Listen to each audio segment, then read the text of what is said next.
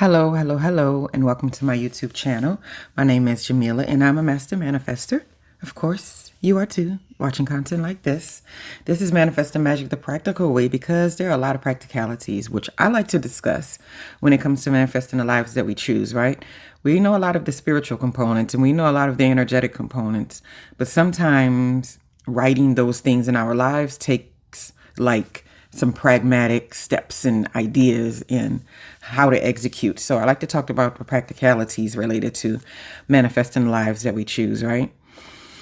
So 5 reasons why people cut ties with you. And when I say cut ties with you, it's in a situation to where you're thinking that the relationship is pretty cool, that you have an even give and take in exchange, that you have an understanding for each other, that you get each other to some degree, whatever.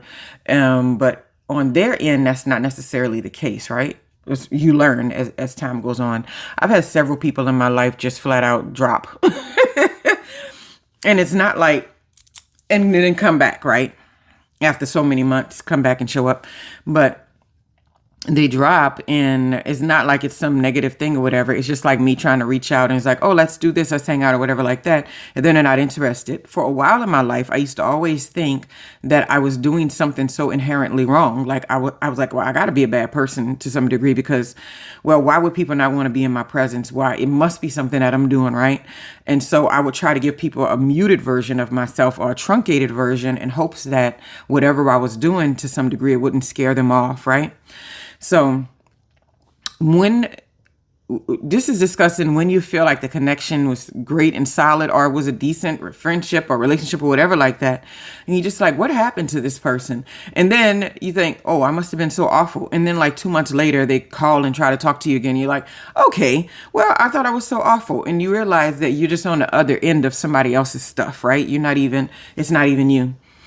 So anyway, because I've had times where I walked away from people in environments, but it wasn't negative. It's just that it's probably my number one. So number one is, I'll just jump right into it. They may not like that you no longer see the world the way that they do, right?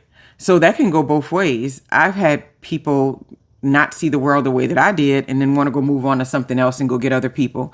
But a lot of times, if you're thinking about your spiritual journey and awakening and moving forward and advancing in life, it may offend people that you no longer see the world the way they did. When you once had something in common and you once saw the world the same way, you've outgrown that space. And so you start to share where you're at. And instead of where you're at, sharing where you're at, making them feel like, instead of sharing where you're at, making them feel like, oh, I want to learn more about that. I want to grow too. I want to come too. A lot of times it makes people feel bad and they decide, I don't like the fact that, she's figured out something and moved on and I haven't. And so I need to go, and sometimes I think it could be healthy because sometimes we do need to figure out things for ourselves. And so we may get offended. We may want to figure out why we're offended that somebody else no longer sees the world the way that we do. And that may not be a group process that they can do with you in the space. And that happens a lot. And there's nothing wrong with that, right? So I'm just sharing reasons why it might happen.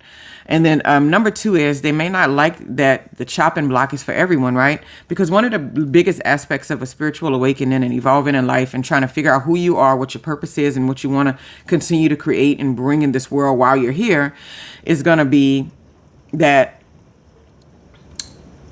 they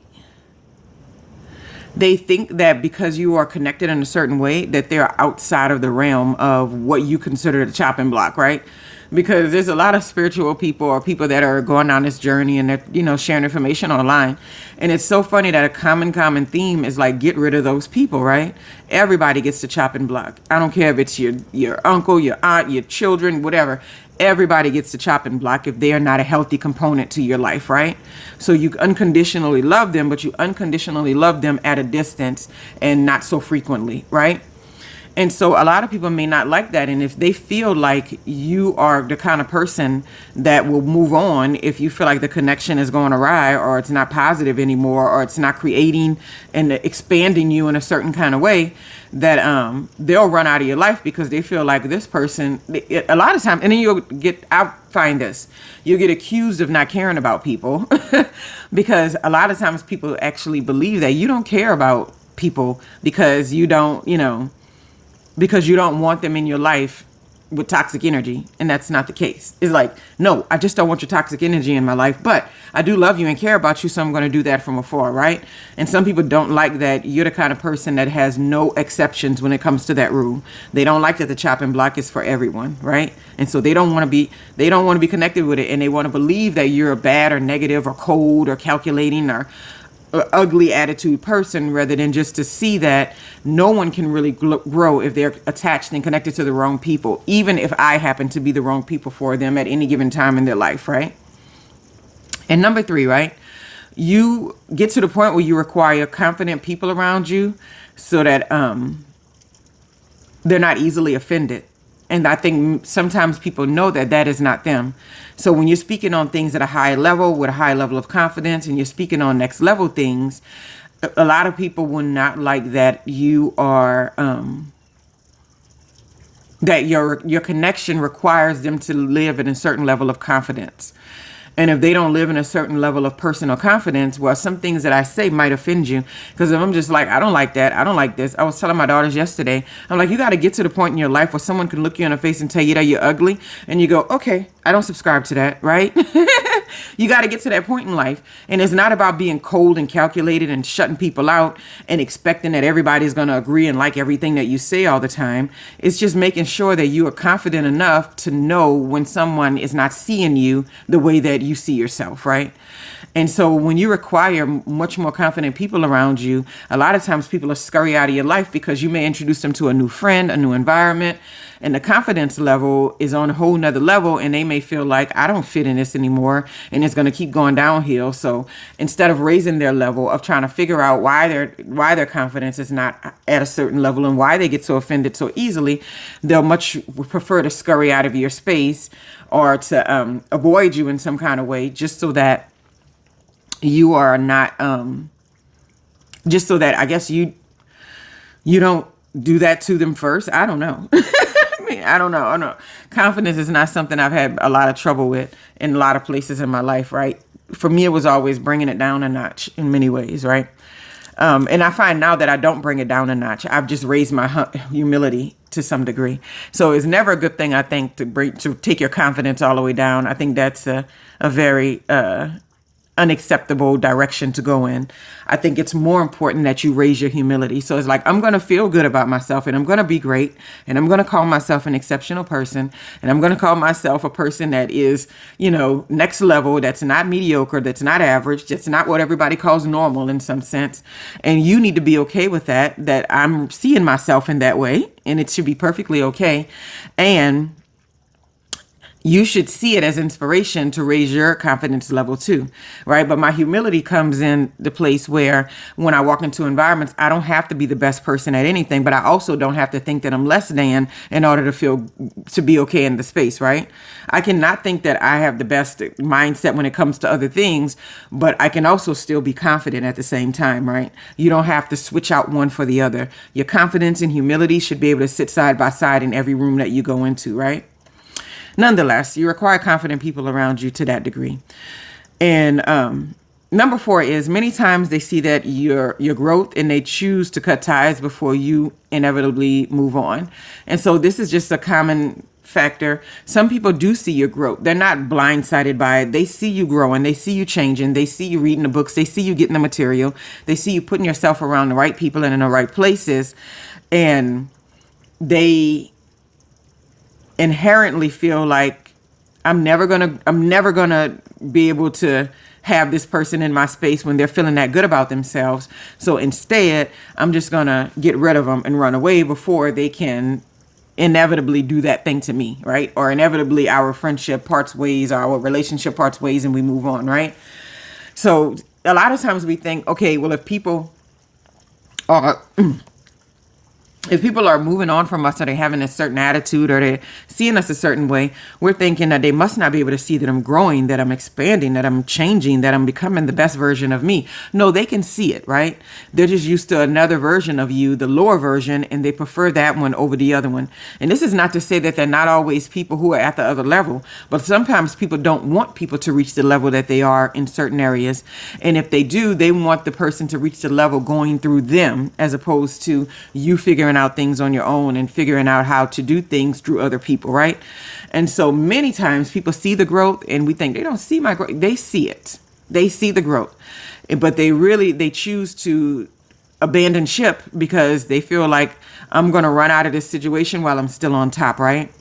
I'm going to run out of this situation while I still am the person that has the biggest, the biggest bank account, while I'm still the person that has the best house, while I'm still the person that has the most degrees. Then I'm going to find other people that don't quite match up to that standard so I can feel like a big dog again. I can feel like top dog again, right? So a lot of people say that they don't want to be the smartest person in a room, but they really do only know how to function in places where they are the smartest person or the person with the most to offer in many environments, right?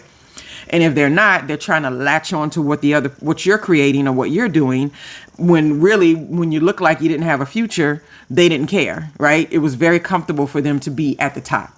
So you have to pay close attention to that, because many times people will try to ignore your growth and ignore what you're changing and doing and expanding in your life.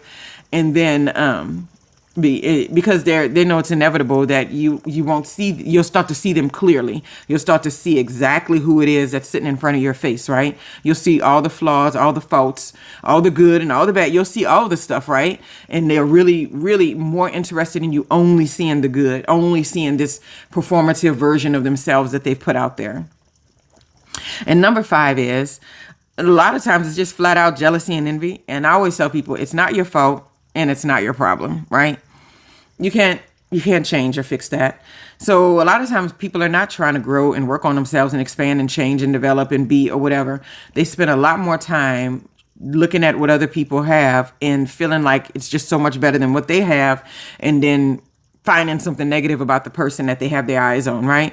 So you'll see this a lot of times. I feel like this is a big thing with celebrities. Like, people talk about celebrities, and because they get a lot of attention, and they, many of them, I wouldn't say all, have a lot of financial freedom in what they do, because I think we forget that those things that they do are jobs, right? Their personality is a job. Their whole entire being is a job. And so a lot of us, we don't really know what that's like to have our whole entire being be a job. So they don't have the freedom all the time that we think that they have, but there are people that do, right? And so you'll see people talk about them in a way that they're like, something's got to be wrong with them because they seem like they have it all, And so that's not anybody's business. And you just have to know that everybody's human and everybody has these things going on in their lives. They have personality conflicts. They have all this issues with the people that they interact with on a regular basis. And so they don't have a clean and easy ride like the way that you may think from the outside looking in, right? And so what some people will try to do all the time is like tear them down and rip them apart, because people really are mostly jealous and envious of what other people have going on, as opposed to focusing on their own life and creating some of that abundance for themselves, right? They feel like some people get it and some people don't, right? Anytime I'm around somebody who talk negatively about people that have money, or people that are highly educated, or people that come from backgrounds where they were handed things and stuff like that, and sure, they can be crappy people, but are we going to sit there and lie and act like low-level people, or people that are, living in the streets, or people that are not putting any energy and effort into their personality and expanding themselves, like as if they are perfect angels because they're living in poverty? I mean, I think there's shiesty people at every level you can get on, right? There's always people that are not living the best way. But the jealousy and the envy part comes in when people are not willing to admit that they have issues or negative aspects of themselves, and they're not willing to show their weaknesses and to show the holes, the chinks in their armor, I'll say that. And so they wind up taking the route of jealousy or envy, and they act like there's actually something wrong with the other people. And I'm like, I would hang around girls, and they would do that all the time. They'd see a woman shaped a certain way, and they would try to pick it apart into the very tiny pieces. I don't like the way her hips do this. I don't like the way her shoulders do this. And look at her nose. It's funny. I mean, if you look at some of the comments under videos, sometimes when you're looking at a perfectly beautiful woman and people have nothing good to say, and to some degree, and I'm like, well, that's obviously jealousy. Maybe you don't want to look like her, but it's something that she has that you think that you deserve, that you don't have. And instead of propping it up and telling people that they're beautiful beautiful, they're sophisticated, that they have a lot going on, and that you're proud of them, you admire them to some degree. You rather tear them apart so that you can bring them down to your level, as opposed to try to rise up to the level that you think that they are on, right? And a lot of times when you do that with people and tell them beautiful, wonderful things and how you're excited about who they are, and, you know, in you're impressed with them to some degree, you'll create a new connection and a new friendship in a new way that you can interact with people. And you didn't even know that it was possible, because you saw this person is way up there, when they kind of see people as human. And the fact that you see them as human and you're giving them some love and you're giving them props and you're giving them positive vibes, they reach out to you and think, you know what? And you're just like, whoa, she see me as the same as her. That's cool. That means I must be doing the right thing. You know, in that sense. I've had friends before that tell me that they were jealous of things of me. Just all kinds of things, whether it's education, whether it was the way that I lived, whether it's the way that I carried myself, or whatever it was. Whether it was my weight or something, because that was really big back in the day, right? You know, you had to be slim, you had to be smaller. And a lot of people were jealous of that. They didn't necessarily always say it, but I've had friends and people that say that, and it just like, once they said it out loud, it was so easy. It was like, oh, really, girl? Whatever. That's not crazy. That's nonsense. I mean, I'm like, I admire, I'm not going to say jealous, because that's just not the way that my mind operates. And I'm like, well, I admire this about you. You know, you have a lot of tenacity. You have a lot of clarity about what you want to create. You have a lot of stuff that you're doing that I have not figured out yet, that is something that is very cool and interesting, right? And so a lot of times just sharing that information and making sure that people understand you that way can really diffuse anything that you might call jealousy or envy in a connection, right? So it's just sometimes it's just being honest with that one. So this is like 5 reasons why people might cut ties with you. I wrote this out about a week ago, not even, maybe a couple of weeks ago, but I've been wanting to talk on it and I haven't up until this time. Why they do that and what might be going on. Because sometimes people walk away and they're like, what happened? What happened? What happened? Right? Because they don't say anything, and ghosting is a big deal now. People do that so often, right? Generally, I tell people when I'm out, right? I'm out. That's my mindset. I'm out, you know. I remember somebody I told that I'm out, and I was like, I need a break from people right now. For some reason, he didn't think he was people. It was a friend of mine. And he was like, why are you ghosting me? And I'm like, I'm not ghosting you. I literally told you I'm out and I needed a break from people. And so sometimes you'll say these things clearly to other people and they still refuse to see it, and they see something else. So all you can do is be honest, and all you can do is be the best version of yourself that there possibly is, right? And hold on to your energy. Keep it real tight and close to your chest, because there are a lot of people who don't have your energy in many places in their lives, and they don't know that they're just sucking it, trying to grab it out of you.